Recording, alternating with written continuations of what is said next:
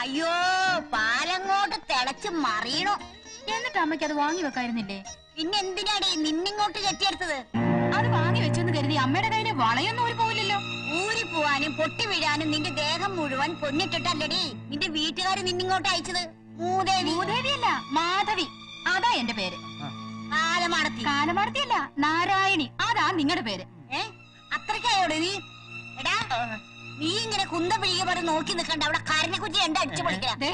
ഈ തള്ളയുടെ ശരീരത്തിൽ ഏതോ പിശാച് കേറിയിട്ടുണ്ട്. ഒരു ചൂരെടുത്ത് നല്ല തല്ലു കൊടുക്ക. ബാധ ഒഴിയട്ടെ. ബാധ നിന്റെ അമ്മയ്ക്കാടി. എന്റെ അമ്മയ്ക്ക് പറഞ്ഞാലുണ്ടല്ലോ. നിന്റെ അമ്മ, നിന്റെ അമ്മൂമ്മ, നിന്റെ അമ്മൂമ്മേരെ അമ്മ ഞാനുണ്ടല്ലോ. ഞാൻ നശിപ്പിക്കാടി.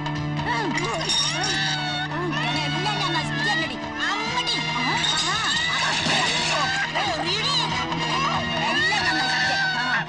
അമ്മ പ്ലേറ്റ് ഒന്ന്, ഭാര്യ മൺകൂച്ച ഒന്ന്, കപ്പ് ഒന്ന്.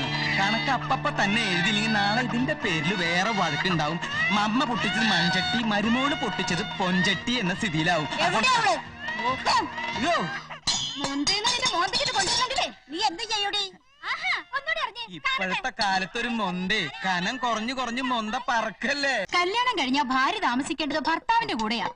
നമ്മുടെ കൂടെ താമസിക്കാൻ ഇഷ്ടമല്ലെങ്കിൽ ഈ തള്ളക്ക് ഇറങ്ങി പോയിക്കൂടെ. ഈ വീടും പറമ്പ് എന്റെ പേര് കിടക്കുക. നീ ഇവിടെ എന്റെ പിച്ച പൊറുക്ക. ഇന്നോടെ ഇറങ്ങിക്കൊള്ള ഇവിടുന്ന്. വലിഞ്ഞുകയറി വന്നൊന്നും അല്ല ഞാൻ. കത്തുന്ന നിലവിളക്കിന് മുന്നിലൂടെ വലുതുകാരി വെച്ചാ ഇങ്ങോട്ട് കയറിയത്.